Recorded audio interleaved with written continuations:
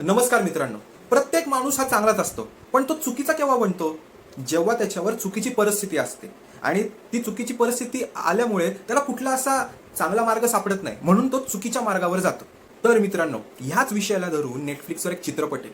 तर त्या चित्रपटाची कथा अशी आहे की कारसामे नावाचा एक तरुण मुलगा असतो आणि त्याचे आई वडील शेतकरी असतात. त्यांच्याकडे जमीन वगैरे चांगली असते, पण आई वडील शेतकरी असतात आणि त्यामुळे परिस्थिती चांगली नसते. म्हणून कारसामी आहे ना, चोऱ्या माऱ्या करायला शिकतो आणि त्याचं एका मुलीबरोबर प्रेमही असतं. आणि त्यामुळे तो आता ठरवतो की आता आपल्याला चांगलं लाईफ जगायचं आहे, त्यामुळे मी आता शेवटची चोरी करणार, ह्यानंतर चोरी करणार नाही. म्हणून तो त्याच्या मित्राबरोबर शेवटची चोरी करायला जातो. पण होतं काय की त्याचा मित्र वाचतो, पण कारसामी हा पकडला जातो आणि मग त्याला पोलीस चौकीत नेलं जातं. मग कारसामी सुद्धा पोलीस चौकीतून पळून जातो.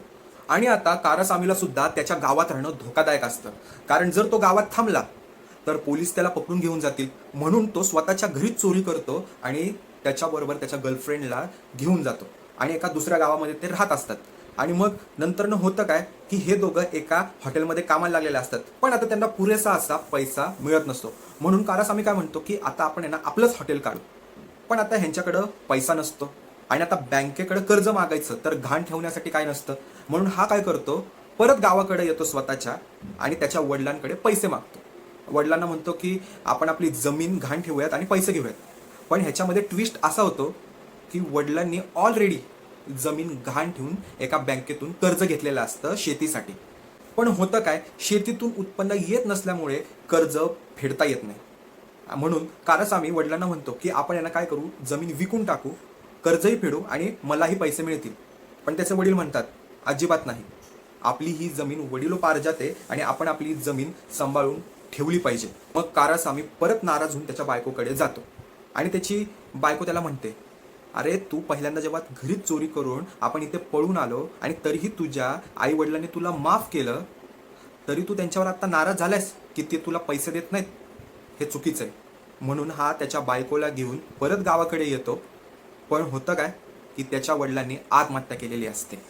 कारसामी वडिलांची माफी मागण्याच्या उद्देशाने आलेला असतो, पण आता त्याला माफी मागता येत नाही, कारण आता वडिलांचं तर निधन झालंय, त्यांनी आत्महत्या केली. पण हा त्याच्या वडिलांची इच्छा असते, जेव्हा ते जातील म्हणजेच जेव्हा त्यांचं निधन होईल तेव्हा त्यांचं प्रेत त्यांच्या शेतात पुरायचं.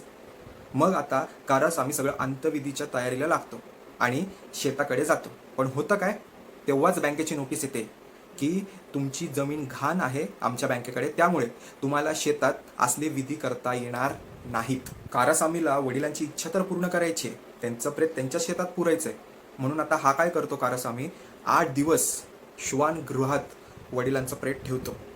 आता ह्या 8 दिवसात कारसामी चोरी करतो की कुणाकडून पैसे उसने मागून बँकेचं कर्ज फेडतो, हेच जर जाणून घ्यायचं असेल तर नेटफ्लिक्सवर चित्रपट पहा, कारा.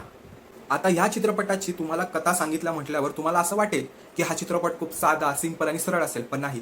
ह्या चित्रपटामध्ये तुम्हाला अनेक सस्पेन्स दिसतील, त्यामुळे तुम्ही हा चित्रपट आवर्जून पहा. आणि आता ह्या चित्रपटाचा सुपरस्टार आहे धनुष. त्यामुळे तुम्हाला माहिती आहे की धनुष हा चित्रपट खूप वेगळ्या पद्धतीचे करत असतो. प्रत्येक त्याच्या चित्रपटामध्ये कथनं खूप वेगळ्या पद्धतीचं असतं. त्यामुळे तुम्ही हा चित्रपट आवर्जून पहा. या चित्रपटाचं नाव आहे कारा.